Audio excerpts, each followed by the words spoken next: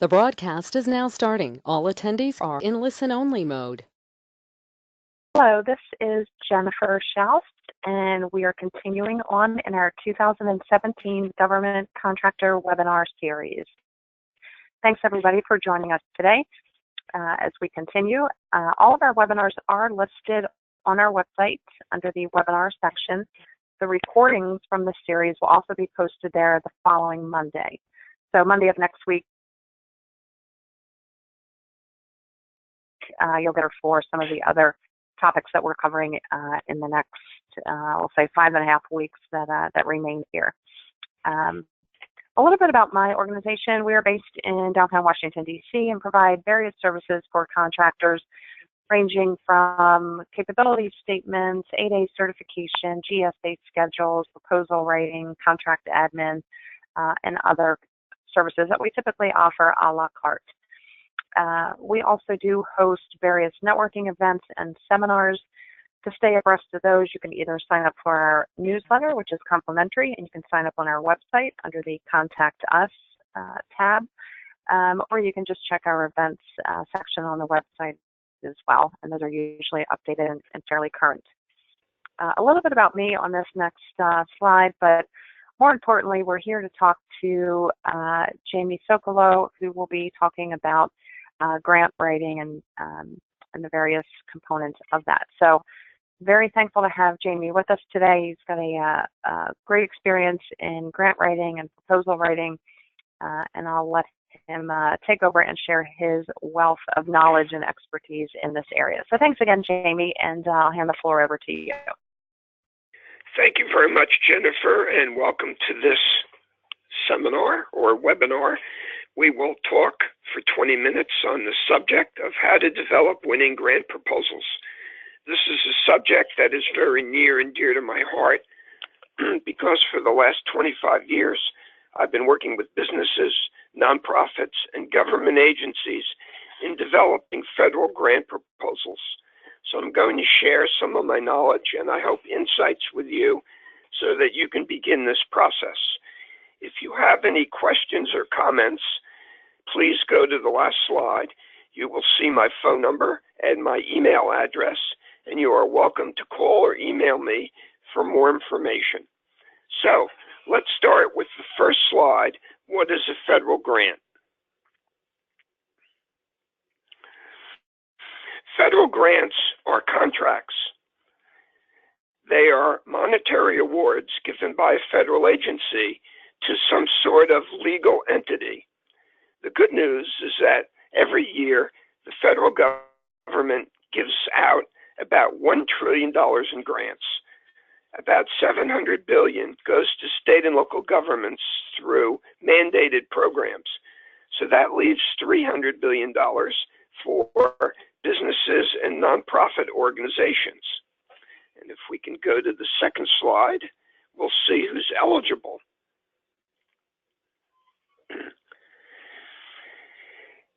Not every organization is eligible for a federal grant. Typically, eligible organizations include other government agencies, such as the District of Columbia Department of Health, educational organizations like New York University, public housing organizations, nonprofit organizations of many kinds, and business organizations. Even though most businesses work with the federal government through contracts rather than grants, there is grant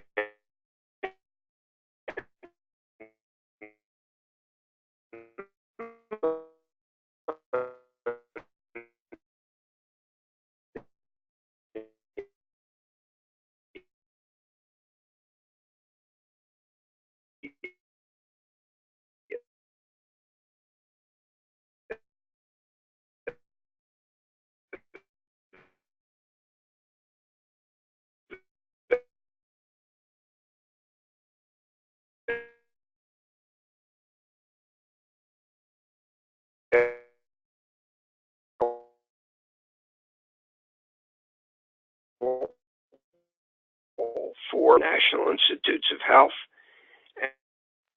There are three basic steps or stages in the federal life cycle. There's a pre-award phase where the grant is announced and you can talk to government agencies about your proposal. And then there's an award phase after the agency has reviewed your grant application and decided which ones to approve and not approve. And then finally, for those who have been approved, you have to implement the grant, you have to report on it, and you have to close it out. This is all contractual, and this is all contained in language that awardees get with their award.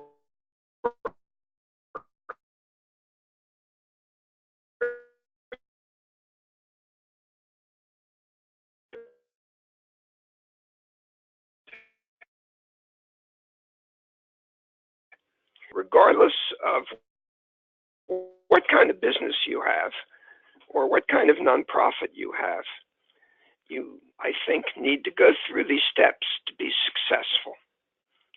And these steps are based on my own experience, but also on best practices from the Grant Professionals Association, or GPA, and also the Association of the Association of Proposal Management Professionals, APMP.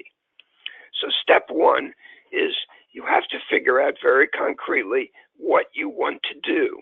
In other words, you need a project, because the federal government is only going to fund grants that are projects. Secondly, you need to determine by research or by working with someone who can help you with the research whether there is federal funding to support your project. And if there is, you need to identify the federal agencies or programs that are going to support what you want to do. Then in step 4, you need to develop a strategic plan to create a winning grant proposal. I don't like to use the word writing when it comes to proposals, because even though writing is very important, there are so many important things that you need to do. Writing is only one of them. And if you focus on writing and only writing, you're not likely to be successful. So in step 4, you develop a strategic plan by figuring out the program, the deadlines, and identifying key federal people. As someone who once worked in a federal grant-making agency, I recommend that you go to that agency and meet with key people. There are two purposes in meeting with them. You want to find out more about the program, and you want the program officers to learn about you. I would follow up your visit with a couple of page white paper describing what you'd like to do in your project if they allow you to submit a white paper. If they do, you'll get good advice and you'll be able to use it to begin putting your proposal together. Next, in step 5, you need to actually develop your grant proposal. And as you see, so much of what you need to do does not involve writing. You need to create a calendar. You need to register if you're not already registered in grants.gov, because today almost all submissions are electronic. You need to outline your entire application. You need to put together a proposal team, and you need to assign responsibilities. It's very important that someone be designated a proposal manager. You need someone who will manage this effort and be responsible for everything that's in the calendar. Next, you need to hold a kickoff meeting with your proposal team so that everyone understands what you're doing, how you're going to do it, and how you're all going to get on the same train and arrive at the same destination. And lastly, you need to make sure that you adhere to your calendar. So once you do that, you're ready for step 6, which is producing a complete first draft of the proposal. This should include all the content required by the grant application. It does not need to include appendices and other things that you'll need to submit. And if you can, excuse me, you need to include pictures and graphs. And you should do this at least 2 weeks before the deadline. Then in step 7, you are ready to do a red team review. In the business world, proposals go through many color reviews. That's not possible in the nonprofit world because there is not enough time and often not enough resources. But regardless of whether you're a business or a nonprofit organization, you should do a red team review. A red team review is a detailed review of your complete first draft by people who are knowledgeable in the subject, but who have not been involved in putting together the proposal. You should identify 2 or 3 people at the very beginning of your proposal development process and invite them to be on the red team. They should do a line-by-line review with comments and track changes. I have found that a red team review is the fastest and best way to improve a proposal. Once the red team review has been finished, you go over the comments and you revise your proposal accordingly. And then you're ready for step 8. Most grant proposals are not just proposals.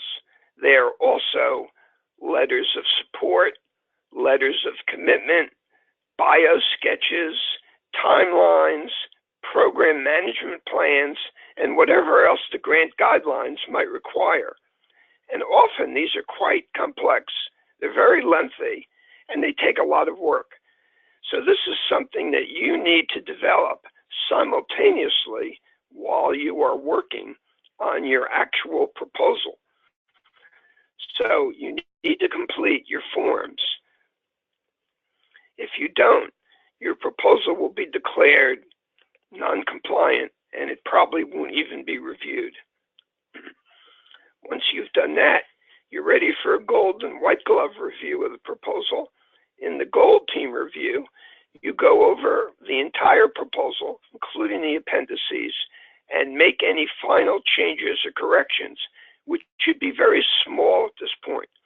And then finally, in a white glove review, you need to go over everything again and make sure that the I's have been dotted and the T's have been crossed and that everything is complete and compliant and that you have put together the most persuasive proposal possible.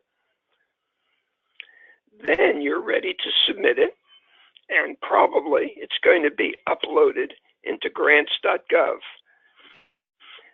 For many people, using grants.gov is not intuitive. So I would recommend that weeks before the deadline, you visit grants.gov and see how the site works and what you need to do to get your proposal in there. In some cases, you'll be able to start early before the deadline and enter basic information like the name of your business or the name of your nonprofit and your address and things like that. So I recommend very strongly that you start working with grants.gov early in the process. Once you've submitted your proposal, you should create an electronic record of the proposal process so that you have documented everything that you've done, all the versions of the proposal, and everything that is important. Now you can file those electronic documents and wait. Usually it takes 3 to 5 months to review a grant proposal in a federal agency. Now, if you win, you will get an award letter and you will have to begin providing information to the federal agency. If you win, I strongly recommend that you request the reviewer's comments. In many federal agencies, you can actually get copies of what the reviewers have written about your proposal. If you win, the comments, I think, will be very helpful. They may provide you with good advice about improving your project, and they will help you in your next proposal so that you understand what you did well and what you did less well. However, you may not get an award letter. You may get a rejection letter, which is unfortunately very common because in federal agencies, usually no more than about 10% of the grant proposals that are submitted are awarded. So you may have to apply several times in order to get your grant award. If you lose, you should also request the reviewer's comments so that you can learn from your mistakes if you have committed them, and you can revise your proposal and improve it for the next round if there is a next round. I would encourage you to think about the proposal development process as a learning process. Your goal is to continually improve and to get better at doing proposals. And you do that by not only having a debrief in your own organization once the proposal has been submitted, but also having a debrief based on the reviewer's comments that you receive. Often, to be very honest, it is disheartening and hurtful to receive reviewers' comments because they're often very critical. But you will not be able to improve your proposals unless you get constructive criticism. And as someone who was a program officer in a grant-making agency, and as someone who now helps people do grant proposals and proposals for businesses that lead to contracts, I can tell you there are few things more valuable than a federal debrief. Painful though it may be, you will get very good advice about what reviewers liked and didn't like about your proposal. And if it wasn't funded, it's obvious they didn't like many things. They will tell you, and you can use those debriefs from federal reviewers to revise your proposal and do better next time. So in a nutshell, I would say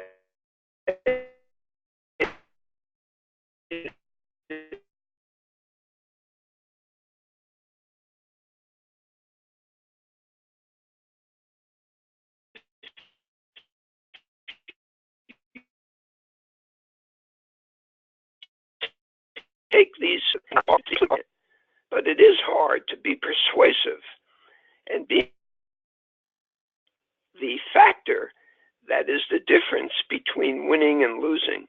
So ultimately, your focus has to be on creating a proposal that sings and is a persuasive document. And so, Jennifer, that's the 15 steps that I would recommend that businesses and nonprofits take to submit good, competitive federal grant proposals. Great presentation, Jamie. Thanks so much for sharing your knowledge. Thanks to all the attendees who were able to join us today. If you missed any part of the presentation, this has been recorded. You can find the recordings on our website under the webinar section. They're typically posted the Monday after the webinar. So Monday of next week, all of the webinars from this week will be posted. The series does continue on for another 5 weeks. So please join us for other topics in government contracting. Thanks again, Jamie. His contact information is listed there. So if you have questions, please contact Jamie directly. Thanks, everybody.